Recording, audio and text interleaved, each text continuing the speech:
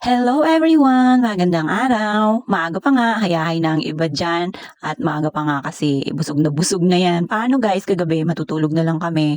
Parang gutom pa nga pero pinadedi ko na nga lang para naman maibsan ang kanyang kagutuman. At ngayon nga, maaga pa nga kaming gumising ni nanay para mag-asikaso at magluto ng pagkain ng aming little bossing, kaya yun busog nga nung iniwan namin doon sa taas. At ito nga, bumaba kami dito ni nanay dahil lalagay na namin sa mga bote. Ito yung aming ginawa kahapon na dishwashing liquid.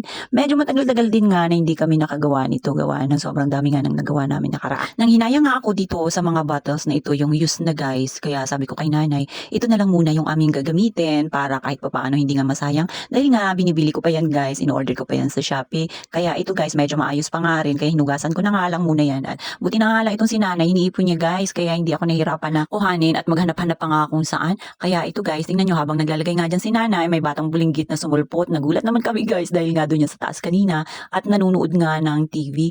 Ayan nga, tingnan nyo, panay ang pasilip-silip, patingin-tingin kung ano yung pwede niyang pakialaman. At dahil nga dalawa kami nakabantay, hindi nga umobra yung kakulitan nitong little boy namin. At yan nga guys, may ilan-ilan na nga rin na nilagay si nanit. Napansin nga namin, iba yung kulay.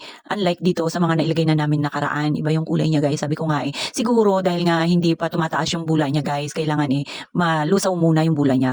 Saka namin makikita yung kaibahan. Pero same lang din naman yan. Sabay namin niyang nai-order sa TikTok pala guys. Hindi siya sa Shopee, sa TikTok. Kailangan kasi bago nyo isasalin yan, kailangan matunaw na muna yung bulay niya. Alam nyo ba, laking tulong talaga nito sa amin, lalo pa ang dami-dami lagi naming mga hugasin nagtatambak guys, at kung wala nga ito, malamang yung aming mga hugasin madulas, nilalanggam at hindi mo nga maintindihan. Ganun talaga pagka hindi nahugasan ng gusto yung ating mga plato, mga kaldero, kaya kailangan natin to guys, laking tulong to. Lalo pa ngayon, magdi-December na nga. Habang nakafocus nga kami dito sa pagsasalin, ito nga si Yayam, sobrang natakot naman ako, gawa ng umakyat bigla dito sa duyan at yan nga, muntik ngang nahulog. Buti na lang talaga, nandito ako sa gilid at nakaharang nga dito sa tapat ng kanyang huhulugan. At ito nga pala guys, tingnan nyo, yung ibang mga bottles pala dyan guys na pinaglagyan namin ni nanay is yung mga bote nga lang ng soft drinks. Alam niyo, laking tulong din ito guys dahil nga syempre yung iba pang gamit lang natin dito sa bahay, so pwede na natin yung paglagyan.